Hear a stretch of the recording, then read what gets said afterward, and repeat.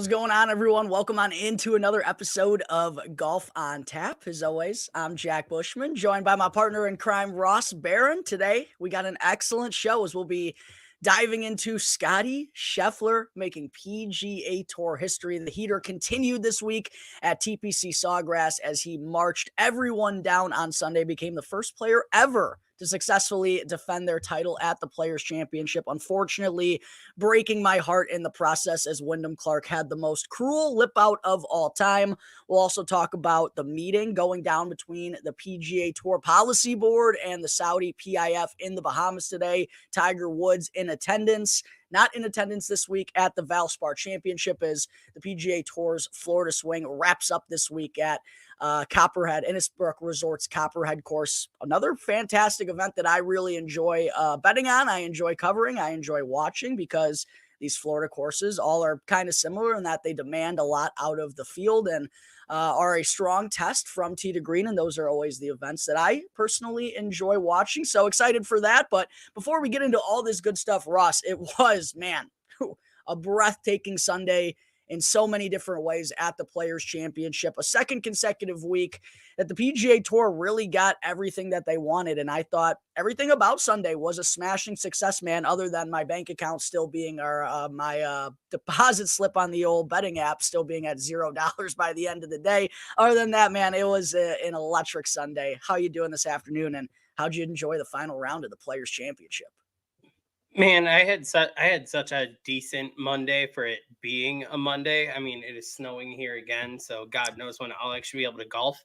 But it made it so much easier that I honestly think that the PGA just listens to the show and listens to us criticize them weekly about their product, because every single week it seems to get significantly better on the things that we call out the week prior. And hey, maybe they should just start taking our advice a little bit more seriously here. Maybe that's what they've been doing, because it's been 2 weeks in a row. Obviously, Scottie Scheffler coming down the stretch and getting the job done. That's huge for marketing. The PGA Tour gets to pump out, other than Rory McIlroy, their biggest name that's still around these days. And so much of the talking point of the early part of this season is when are the big dogs going to show up? We really hadn't seen it up until Bay Hill. And not only was Scottie winning, but the final leaderboard at the Arnold Palmer Invitational, everyone who was in the hunt on the back nine yesterday at TPC Sawgrass, man. Type of week that the PGA Tour really, type of 2 weeks that the PGA Tour really needed, as the Masters is now just 3 weeks away, believe it or not. No, absolutely. They're making the turn at the right time. They're getting the audience at the right time. And I mean, you can tell they're plugging and playing different things. And once again, Kids just has to be in the booth like full time. I thought the But broadcast was phenomenal. Again, my only yeah, my only little critique I will say that I have about the broadcast, and it was kind of similar to what happened at Waste Management, as they do Smiley's. I don't even know if it was called the happy hour at Phoenix, but that's what it's turned into the last couple of weeks. And I think it's great. I love Smiley bringing in guests, sharing perspective of what's going on out there on the course. What are these guys trying to do, right? I love all that insight. I just think it's a little difficult when that's on the national broadcast and you got to find a way to balance everything else that's going down on the course with all the notable players, all the guys who are in the mix, while also showing guys who are like, well out of it and trying to advertise to Smiley and what's going on there. I think it does create a little tough of a dynamic. And I think it needs to be like a Saturday thing. It can't be a Sunday thing, because there's just so much going on the course that needs to be shown. So that was my only like little critique I had with it, is maybe move it to a Saturday thing, or maybe create it as an alternate broadcast on the PGA Tour app. I know that's probably a lengthy suggestion, given that the PGA Tour, broadcast historically isn't all that great, but the broadcast this weekend was excellent. And it's what it needs to be for big time golf events, Ross. Limited commercials, and I get that pays the bills, man, but this is the best tournament of the year that the PGA Tour pumps out. And to really make it a smashing success, you got to show as much of the golf as possible. And I thought they did a great job of that, really, for the most part, all throughout the week. And it's a little bit bittersweet, because they are capable, right? It's the year 2024. I know it's expensive, but come on. Come on now. We have to have this at more than just one tournament a year. It was great and I loved it, and I'm so happy that the broadcast went the way that it did for the Players Championship. It was the broadcast the Players Championship deserves. But it's also the broadcast that us diehard golf fans deserve week in and week out when we're trying to watch this thing when it's not just the biggest tournament of the year. And I get you want to make it perfect to help grow the game when there's new eyes on it, but us longtime fans who watch this week in and week out, we really deserve that every week. You know what I mean? No, absolutely. And I don't know if you noticed it, but I thought they cut down a lot on it and it made the coverage so much better. Is we had very few moments, it seemed like, especially in Sunday, where they were going a moment ago on 16. They were flashing to that shit live. Like Brian Harmon's starting the back nine. Brian has a birdie opportunity here to come within 4 shots of the lead, whatever. They were flipping over. They were getting there. We were seeing the putt drop live. Great point. Great point. So we know they are capable of doing this.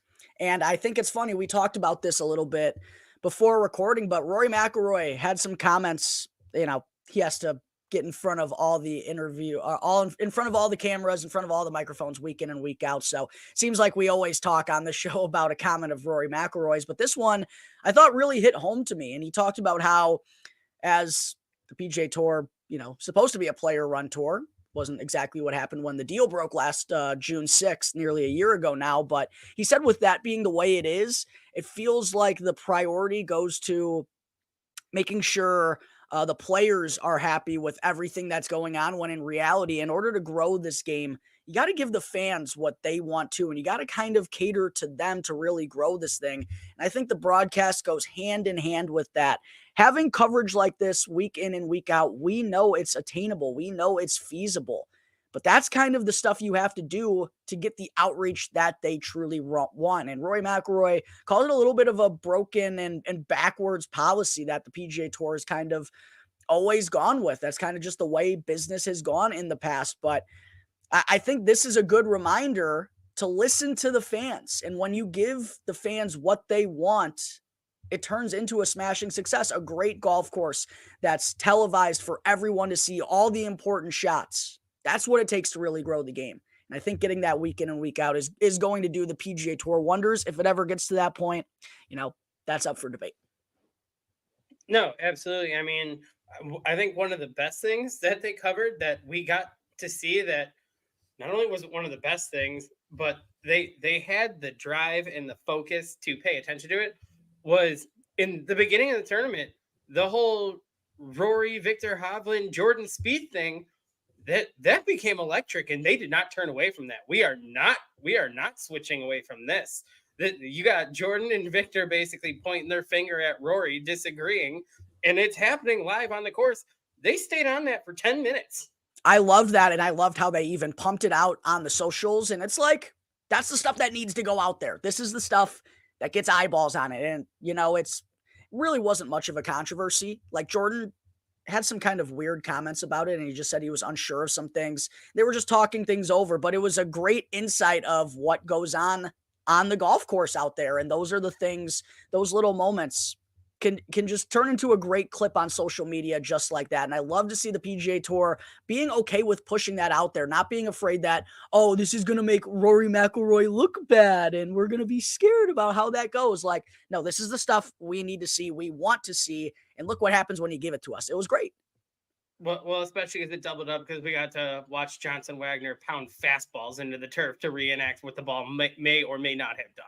Another fantastic part of the broadcast was Johnson Wagner trying to reenact certain shots that were going on all throughout the golf course. My personal favorite was the old Friday afternoon when Rory McIlroy skipped it through the bunker somehow from the pine straw. Johnson Wagner, first attempt, goes and rifles it off the tree back right into the forest, which was pretty hilarious. Yeah, I thought that was great all throughout the tournament as well. Yeah, no, I think they hit it on the head. I think we're trending in the right direction. And honestly, this is the right time to do it. We have the big tournaments coming up. You need to pull your shit together. You need to put out the product and get the fans tuned in.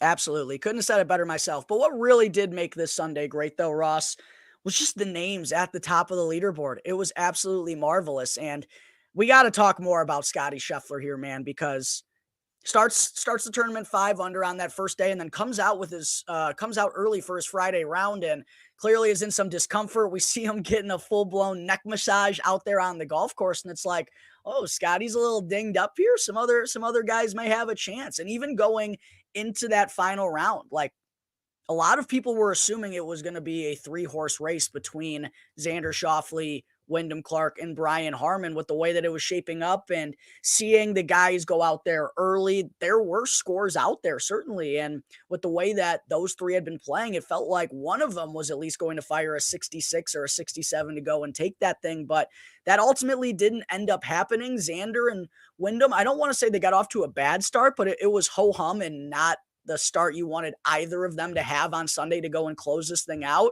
Well, Scottie Scheffler, he opened with 3 straight pars, and then as soon as that 87-yard chip drops into the cup, it's like he flipped a switch, man, and was just typical lights out Scheffler the rest of the way. And that's now back-to-back Sundays where he's made, they are 2 vastly different golf courses, but 2 of the most iconic and the most grueling golf courses on the PGA Tour look far too easy 2 Sundays in a row to win 2 of the most prestigious events on the PGA Tour.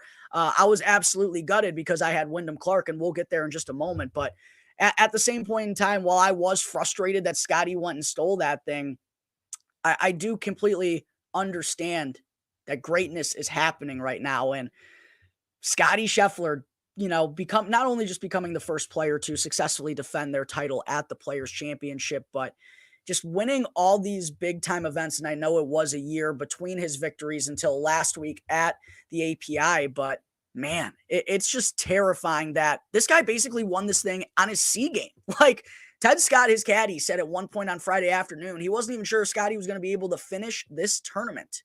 And he goes out there and wins it when he wasn't even at 100%. It's scary to think about how good Scottie Scheffler is and how much better he really is than even the other top players on the PGA Tour, Ross. Well, I know there is one person tuning into this that definitely is not a fan of everything that's happening, and that's our boy Stuck out here in the comments. Shout out Stuck, our newest counterpart on the Golf on Tap team. So welcome to the team, Stuck. But also, yeah, Stuck, not a fan of Scottie Scheffler, and unfortunately, buddy, I don't think he's going anywhere anytime soon. I think we are going to continue to hear his name and see his name at the top of the leaderboard at the end of the rounds. He's back, and like you said, he's bringing out the C game, and he still comes up and gets it and takes it. He's annoyingly good. It has gotten to that point for me. Like, I'm not going to deny greatness. I understand how good Scottie Scheffler is. And like, I text my buddies, like, I hate Scotty. I don't actually hate Scotty. Like, he's so good. It's truly not fair that I really can't hate him. But he does owe me a little bit of coin after how these last few weeks have gone. Poor Wyndham Clark, man. It was really clear to me that Wyndham Clark didn't have his best stuff on Sunday. He kind of had the double miss going, like was pulling some wedges left, couldn't control the cut on his driver, was missing a lot right. But you can't deny how gritty he is. And when the going gets tough, he gets going. Like the up and down that he had from the bunker, I want to say it might have been on 11 or 12. It was on the first par 5 on the back 9. To go and make that birdie was incredible. Going in, getting the birdie at 17 to give himself a chance. I want to say I'm disappointed in Wyndham, but at the end of the day, he just didn't have his best stuff on Sunday and dug himself a little bit too big of a hole late. And there were a lot of missed putts all throughout that round, Ross, that, add up and really made the difference. And it really started at the par 5 second. He had that approach from like 240 that he sticks to inside 5 feet, misses a short putt there. The bogey the par save where he probably did trample down that lie over there when he got that drop. That's okay. I'm all right with it. If Wyndham Clark is willing to cheat for my money, I'll give him the thumbs up from my end. But he missed that putt to save par there, even though he did make a couple of par saves earlier. The real kicker, though, Ross, was the eagle on 16, man. He had 11 feet for eagle. And, if he makes that and then goes and makes the birdie still at 17, I get, maybe the feelings change and maybe he'd rather take his crack at 18, but hypothetically that would have gotten him to 20. So while I am upset that, yeah, he got robbed on that lip out and even he thought it was going in, he was gearing up for the double fist pump and it was an absolute heartbreaker at the end. There were a lot of shots that he left out there, but losing to Scottie Scheffler is still rather impressive. He's now done it 2 weeks in a row. A tough finish for Wyndham, but I still think this was a positive week for him as a whole and just a reconfirmation that he is one of the top 10 players in the world right now. Yeah, I I had two takeaways from this tournament for Wyndham. And it was, yes, he essentially did let this one slip through his fingers. Yeah. But I think it also reaffirmed that when it comes to signature events, he is just going to be one of those guys that you can't count out. And you need to count in that when it comes Sunday, he's going to be there. He might not be in the lead. He might not be in the final pairing. He's going to be somewhere up on that board where you have to take a serious look and not be able to count him out. I think we've just learned over the past several weeks with his performances when it comes to these big events, it is everything to him and the best comes out of him. Unfortunately right now it looks like it's 3 out of 4 days the best comes out of him and he's got to figure out that fourth day. But the days that when he does figure out that fourth day, he's probably the only one that's going to give Scottie a run.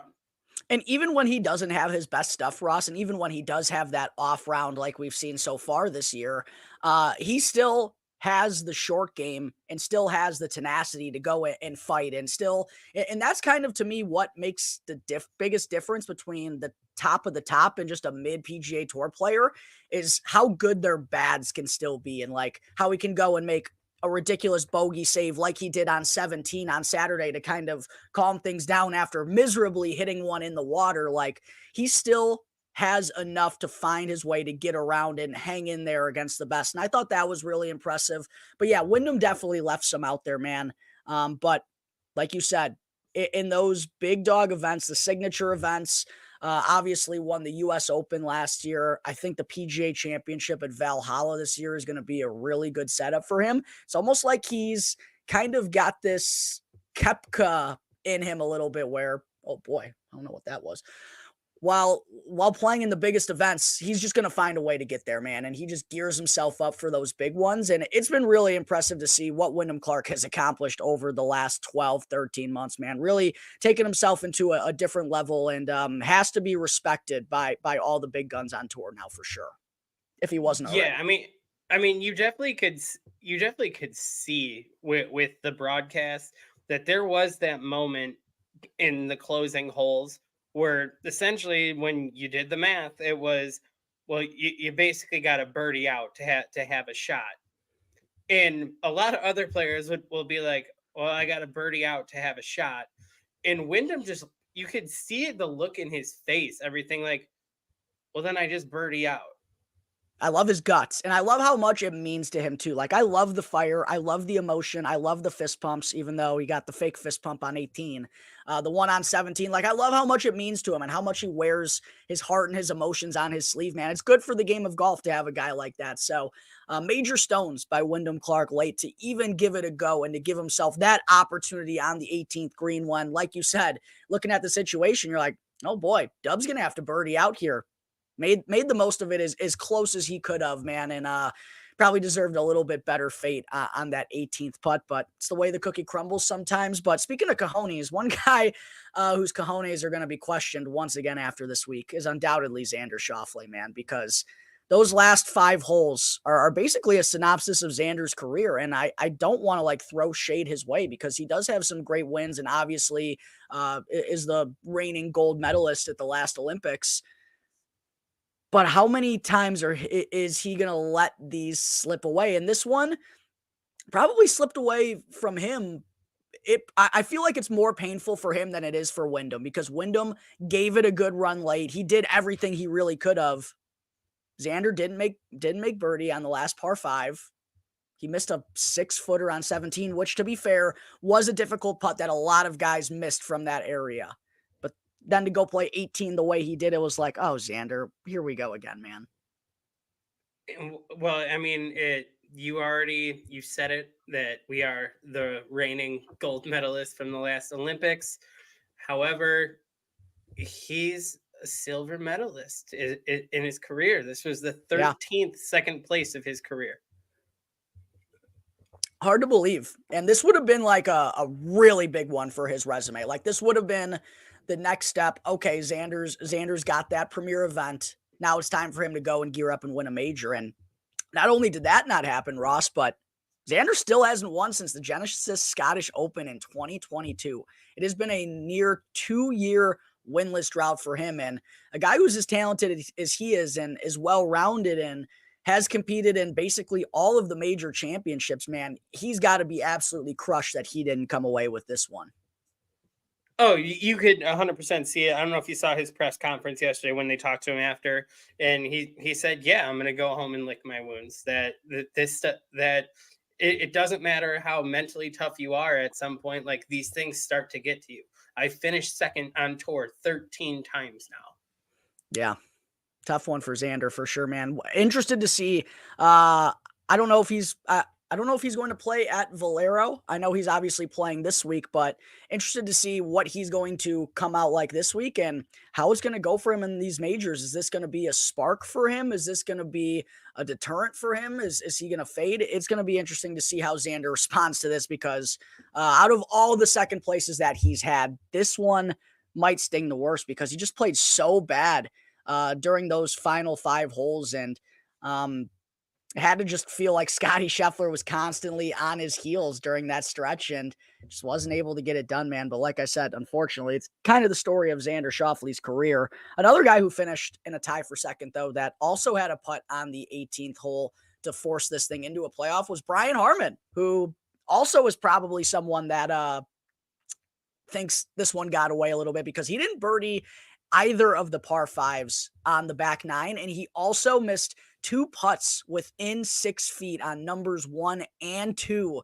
to start his final round. Brian Harman obviously won the Open last year, but prior to the API the week prior, just hadn't really shown all that much to kick off the new season, and was missing some cuts. His game was all over the place, but clearly he's found something these last 2 weeks and gave it a real impressive run, considering who he was up against and kind of how he goes about his business. You're dealing with obviously Scottie, Wyndham, guys that absolutely pipe it, hit the ball a long way, are known for their long iron game. Brian Harman's just someone who can plot around a golf course, great short game, great putter. The putter kind of ended up letting him down on Sunday, but still have to feel like Brian Harman was satisfied with what happened throughout the Players' Championship, Ross.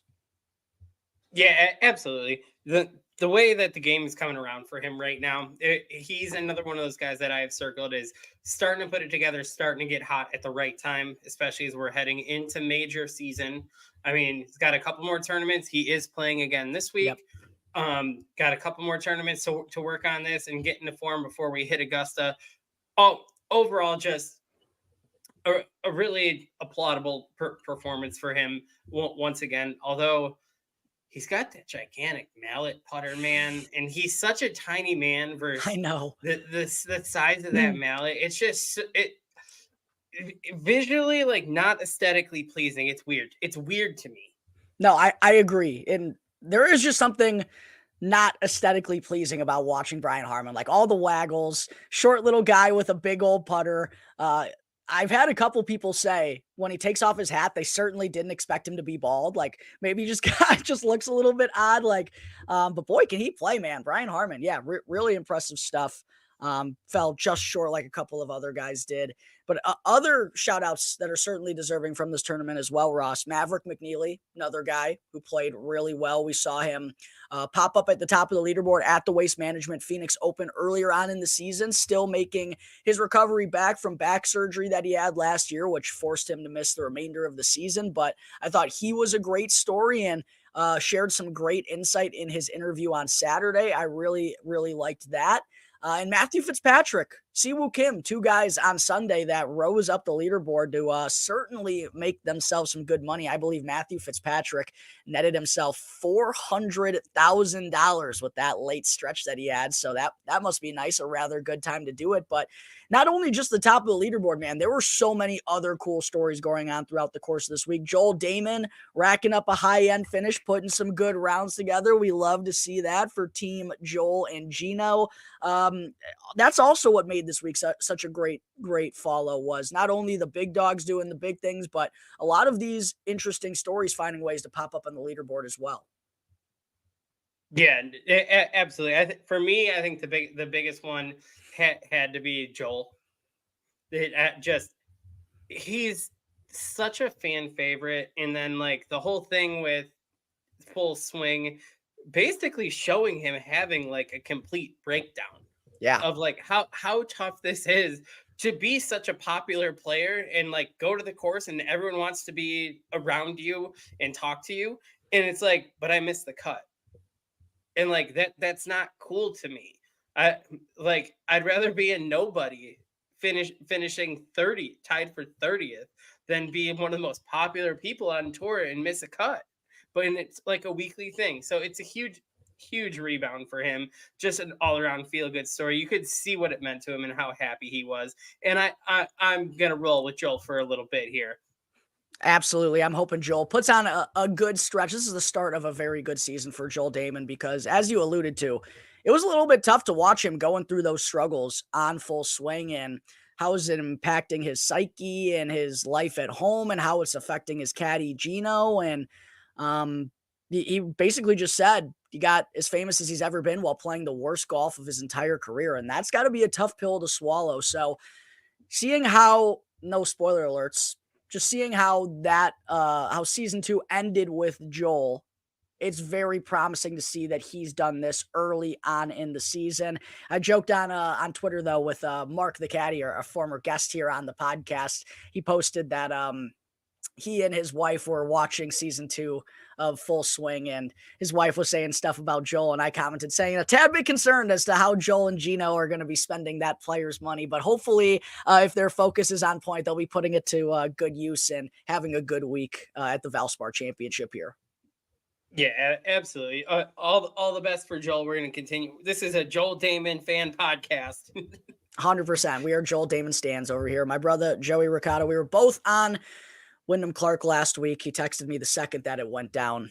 Both had heartbreak together. But other than that, it was a fantastic week at the Players Championship, man. I really did enjoy it until that brutal lip out. Congratulations to Scottie Scheffler, a very deserving champion with just such an impressive performance, knowing that he wasn't at his best and he was still good enough to go out there and beat the best on the PGA Tour in its most prestigious event. So that was certainly fun to watch, even though it might not have been for me at the time. But any other final takeaways you got from the Players Championship? I think we basically covered it all. It was just a great week altogether, man. Yeah, I mean, it's just exciting to see that the PGA seems to be learning a little bit and gradually growing the product every week like we like, and we're making the swing in the right direction at the right time. The shit gets real from here. And speaking of growing the game, I think our next topic of conversation here is the meeting. It's going down today, or I guess went down today, in the Bahamas between the PGA Tour Policy Board and its handful of players. Patrick Cantlay, Peter Malnati is there, a couple of others as well, meeting with the Saudi PIF board, Yasir Al-Rumayyan, in hopes to make some progress on this deal that was reported June 6th of last year, creeping up towards a calendar year since this shocking news broke, yet we haven't had any progress between the two sides.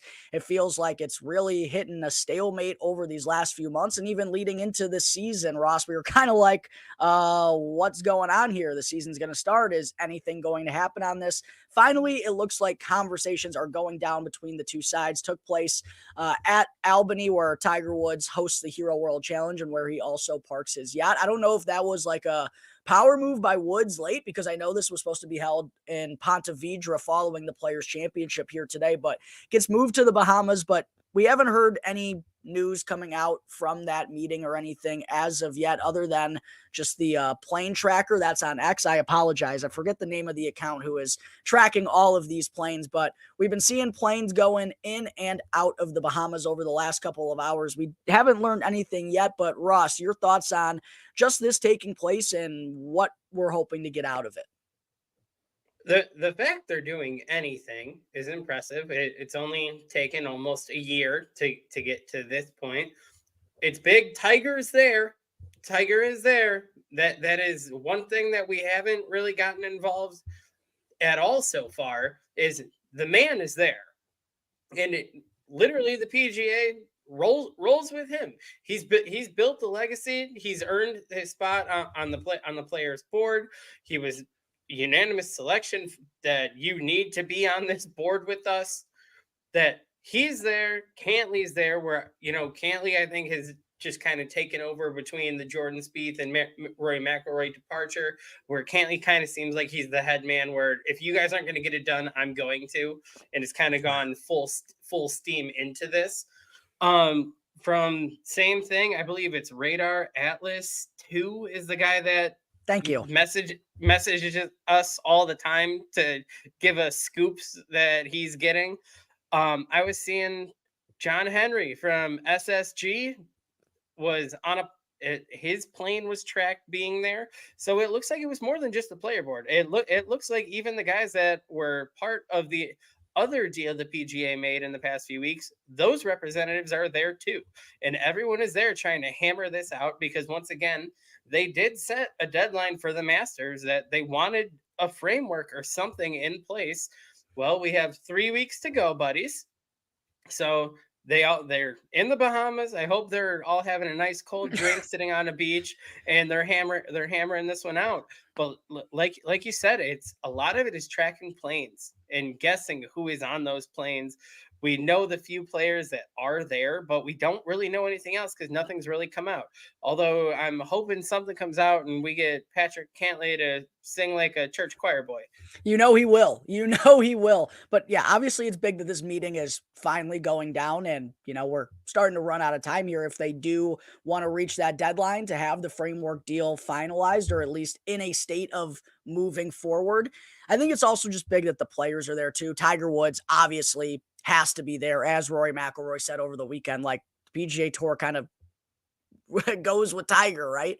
But I think it's also just big to have the players there in general. Obviously, they were left in the dark by the framework agreement that was announced back on June 6th, and everyone felt blindsided. How can we trust the PGA Tour if this is supposed to be for the players, by the players? They're making decisions without the players. So I think that's really important.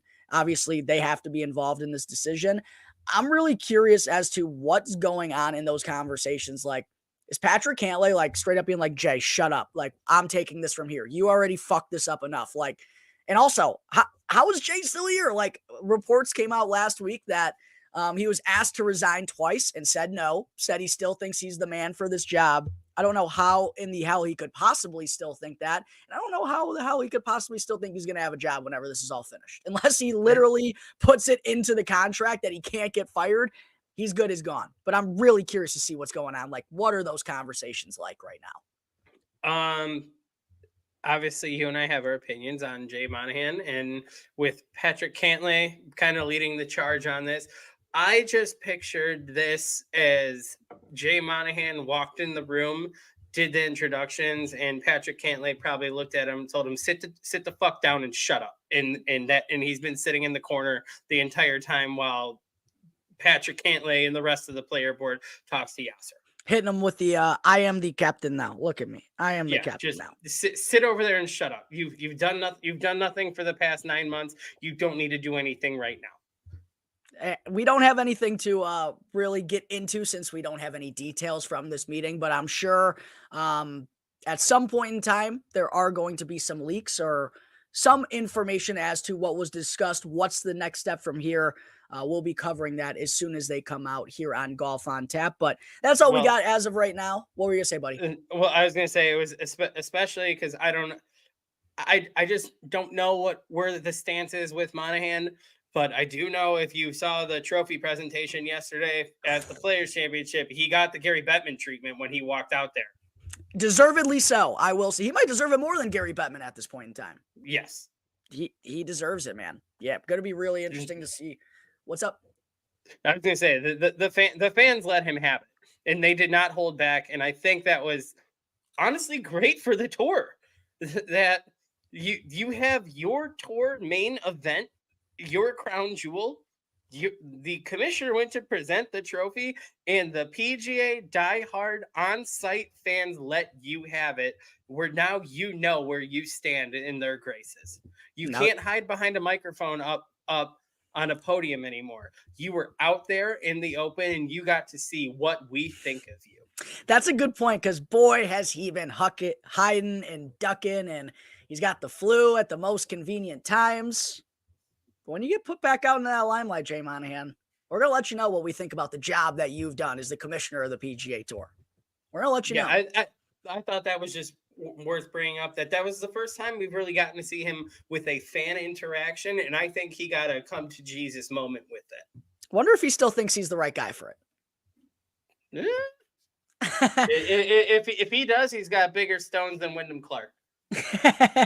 Hopefully we get some sort of positive updates out of that meeting here soon, because even Patrick Cantlay said at this point, it's risky to not do a deal with the Saudi PIF. It has to get done at this point in time. I'm not going to beat that drum too much, because we say it kind of week in and week out at this point, but every week that goes by, this doesn't get done.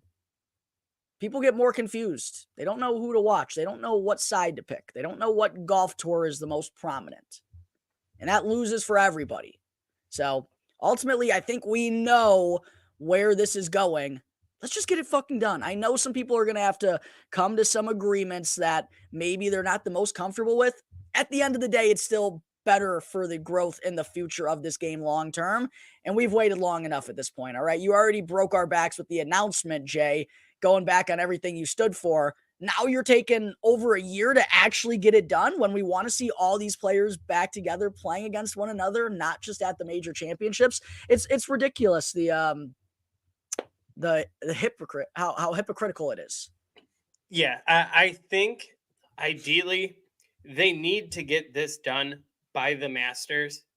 And the reason I fully believe they need to do that is you need to unify. You need to make your agreement what this is going to look like moving forward, so we can truly celebrate the Masters and see that product at its finest when they're unified. There's an agreement. Look what all our golfers went out and did when we're unified now. You with all the live golfers in that field, you need that. We need that agreement done, and we need that to be the first culmination celebration of this is what unification looks like.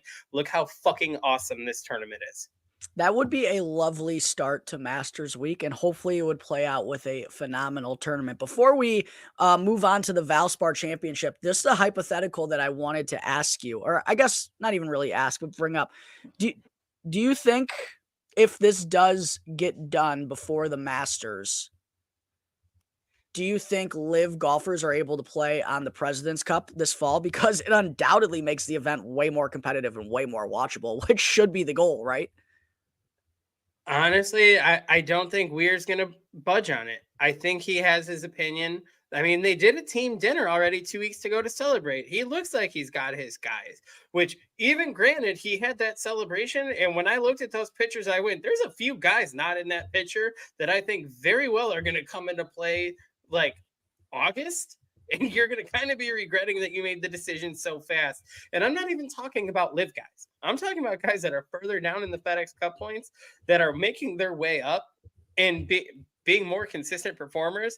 That a good example, like where Lucas Glover came out of nowhere going into the Ryder Cup season and kind of became a point of discussion where, yes, he may not be one of the brand name or top players, but if you're going over there with the hottest, best players, you can't say he's undeniably one of the hottest players on the tour right now.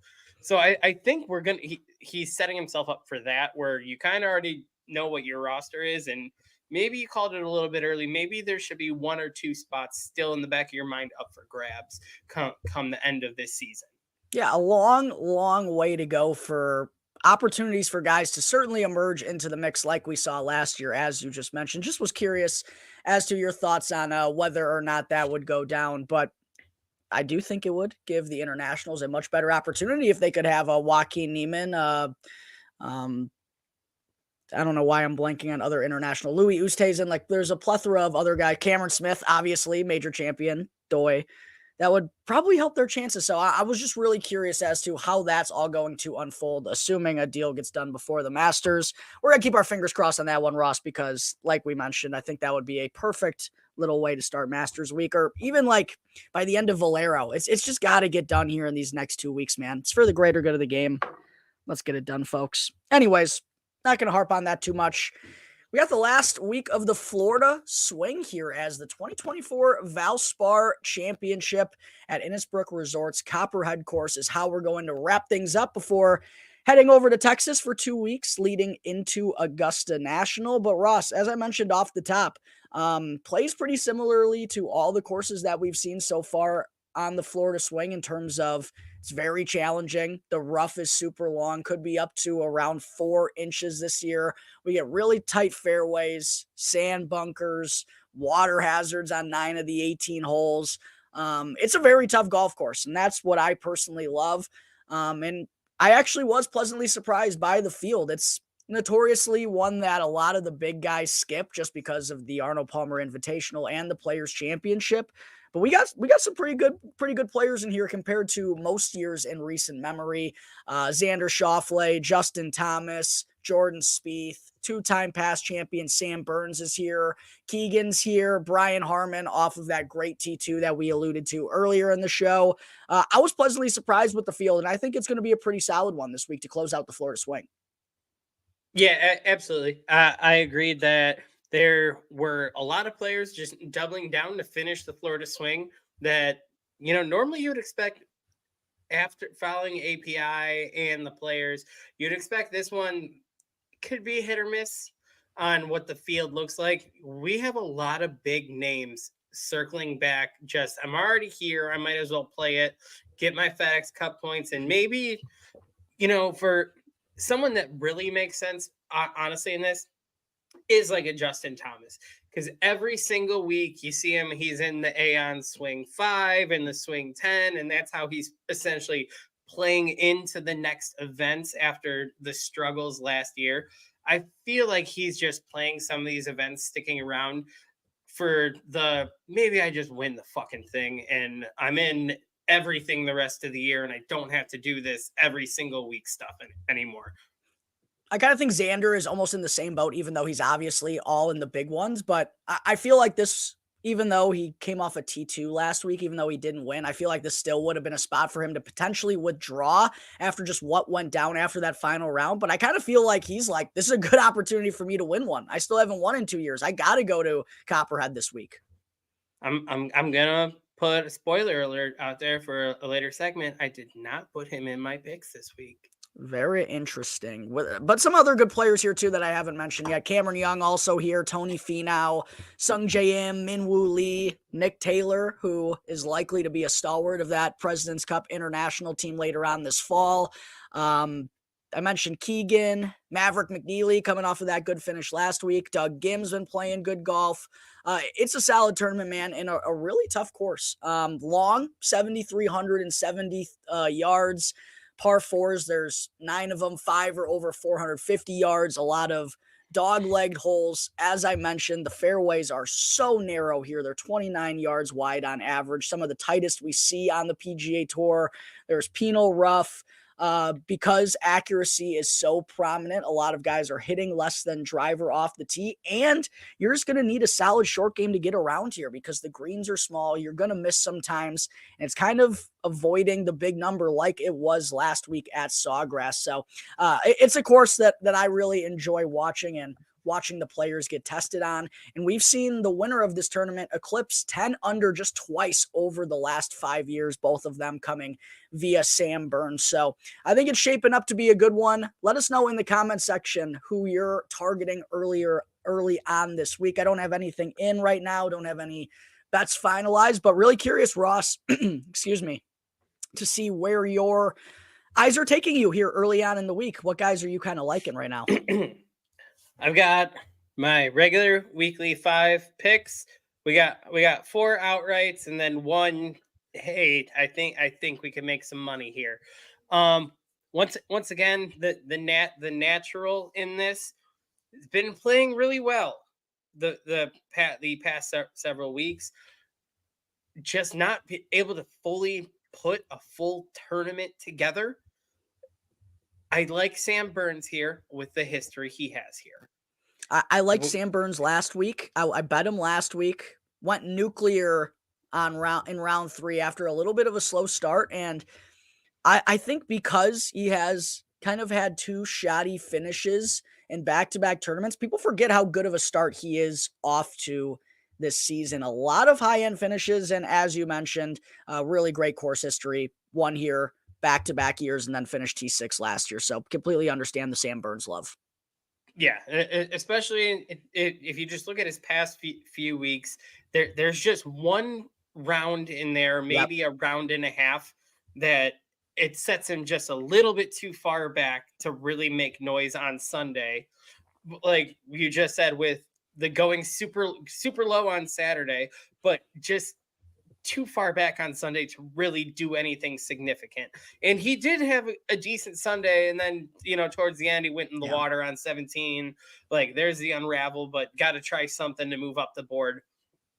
I think just the way he's playing, I think the course history, the confidence he has, I think good pick here for an outright and to collect his first win of the year.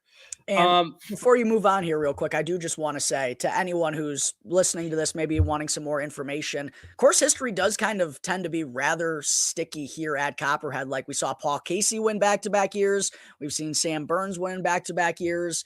Justin Thomas has 3 top 13s here. Like there's just a lot of guys who tend to perform well historically year after year at this course. So yeah, even more of a reason to be eyeing Sam Burns here early on this week.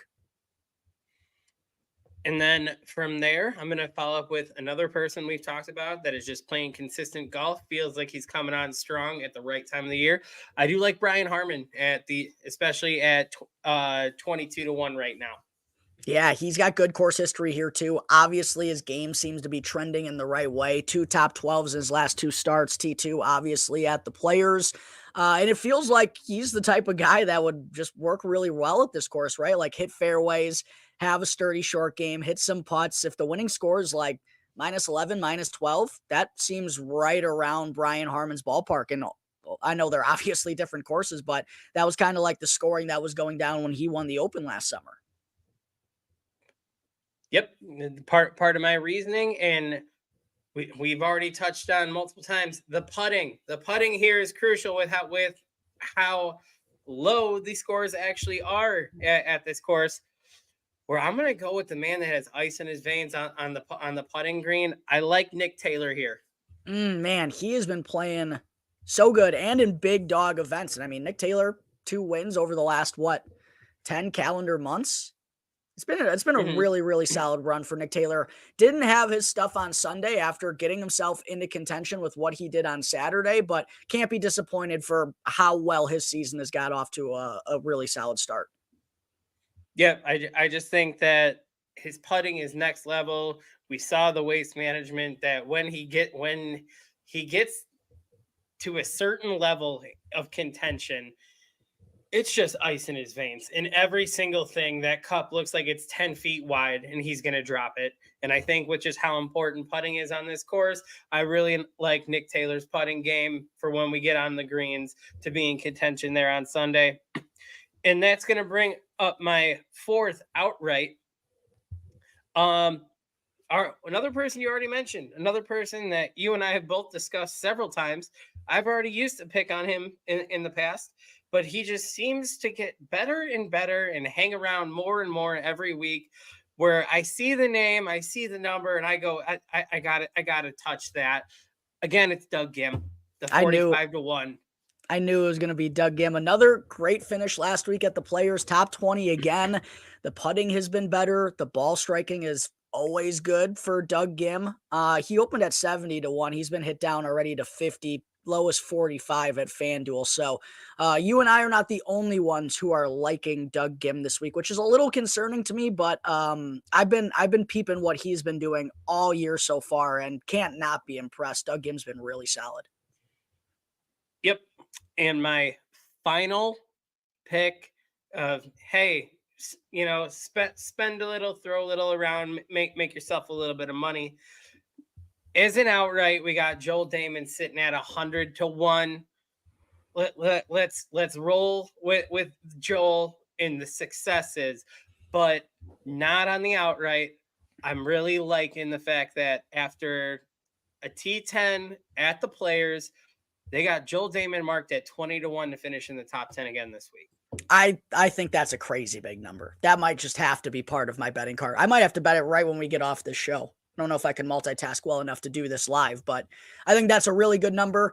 I don't know if I could get behind a Joel Damon outright because I just don't know if his game's ready for that, especially with this many big names in this field. But I certainly believe that he has the game to finish in the top 10, 20-1 feels like a really good number. So I really like that pick. And I know a lot of people are riding Damon after last week that he had. And that's what I love to see, baby. All the steam going Joel Damon's way. We're 100% here for it on the Golf on Tap podcast. So like that, you're closing the card with our boy Joel Ross. It's just one of those where you see that number and it almost feels like an insult after last week that the performance he put on after the first round, the next 3 rounds were consistent and awesome, man. He shot like 68, 67 to wrap up the Players and go T10. Like the game, he's found something in his game on top of the confidence that at 20-1 for a top 10 with the field that we're looking at. Yes, it is a competitive field, but it's a less competitive field than he just played in last week. Couldn't have said it any better myself. That will be part of my card this week. As far as anything else, I don't have anything officially locked in at this point in time. I'm still kind of going over and going through all of my research and figuring out exactly where I want to go. I do like Brian Harman at the top. For me, it would probably be between him and Burns or JT. Obviously, Justin Thomas just burned me with the miscut last week, but it was kind of like it's an outcome that's possible with Justin Thomas if he doesn't drive or putt the ball well. His approach was still phenomenal. He was one of the best players in strokes gained approach through 2 rounds, but literally couldn't do anything else. I don't know if I'll be able to forgive him this quickly for burning me on a miscut, but there's still been lots of good for JT early on in the season. So that's a decision that I'm going to have to make. Obviously, Burns' course history here is attractive. I mentioned I liked your shout out of Doug Gim. Mav, I did like Maverick McNeely. He was at 60, maybe even 70 earlier this morning. One thing that did concern me is he gained over 8 strokes around the green last week. I just don't know if that's feasible to do again 2 weeks in a row. And the irons are like the last thing of his game that haven't come back yet. So I'm really keeping a stern eye on Maverick McNeely. And whenever those irons show signs of life, I think that's really when he could be on the cusp of doing something big. But he still is certainly intriguing with a couple of high-end finishes early on this season. I've seen love for Sepp Straka, a guy who's also won in his career in the state of Florida. Billy Horschel is always interesting to me on Bermuda courses and in Florida, so I liked him. Taylor Moore, 70-1, just to take a flyer because, Paul Casey went back-to-back. Sam Burns went back-to-back. Who says Taylor Moore can't go back-to-back? So those are kind of the guys that I'm looking at as of right now. There was a 90-1 on Daniel Berger, and I don't think he's back just yet, but if you believe in a talent play, I think you could do worse than Daniel Berger at 90, but he's already smashed down to 65. I think you could still get that 90 on PointsBet if you look somewhere else, but that's just a sign that people are looking like they're going to be taking a flyer on Daniel Burns. So yeah, stay tuned all throughout the week. Our boy Keegan. I thought about Keegan too, man. It just hasn't really been good for him ever since the Sony. But what is interesting is I did notice when looking at his numbers, what he did last week at the Players was kind of statistically eerily similar to what he did at the Century. And then the week after, he found his game and ended up losing out in that playoff at the Sony Open. But maybe he can do the same this week. I don't know. I always got a soft spot for my boy Keegan, so I always try to find ways to squeeze him in. Especially when they got the number as low as 50 on him. Like, what do you guys know? Because don't give me a reason to throw a little bit on him. Exactly my thoughts. So yeah, stay tuned throughout the course of the week to figure out who I'm going to be tailing. I'll be having my final bets article come out either tomorrow or early Wednesday morning, and not 100% sure at this point in time if me and Joey are going to be doing a final bet show, but I'll make sure to keep all of you tuned in on that on social media. But Ross, man, another phenomenal show as always. Want to say thank you to everyone who tuned in out there. Make sure if you haven't done so already, go and hop into the YouTube feed, hit that like button, comment down below with guys you're thinking of taking this week, your thoughts on Scottie Scheffler with an epic victory during an incredible final day at the Players Championship. And make sure to go and subscribe to Golf on Tap on either Apple Podcasts or on Spotify to catch all of the latest episodes. It's 100% free, won't cost you anything. And quick plug to our sponsor over at BetRivers. Use the promo code ONTAP at BetRivers if you're not already a member there to get up to a $250 match. But Ross, like I said, another awesome episode. I don't really got anything other than that. Any final thoughts before we dip on out of here, my man? Just heads up to all our wonderful fans that do tune into the show every single week. Jack and I will be back for another special episode of Teed Up with On Tap. We will have another special guest. We will be going live around 7 p.m. Eastern, 6 p.m. Central on Wednesday. Be on the lookout for that episode. Super excited to have another special guest here on the show, and hopefully something we can continue doing month after month. Just bring in interesting folk on the golf sphere to share some insight and share some knowledge. That's what it's all about here. So yeah, definitely be on the lookout for that on Wednesday. But I think that's going to wrap up today's episode of Golf on Tap. Once again, thank you to everyone out there for tuning in. We're really trying to grow this thing right now, and it wouldn't be possible without all of you jumping into the show. So thanks again, everyone. Crack 'em, lock 'em. We'll see you next time.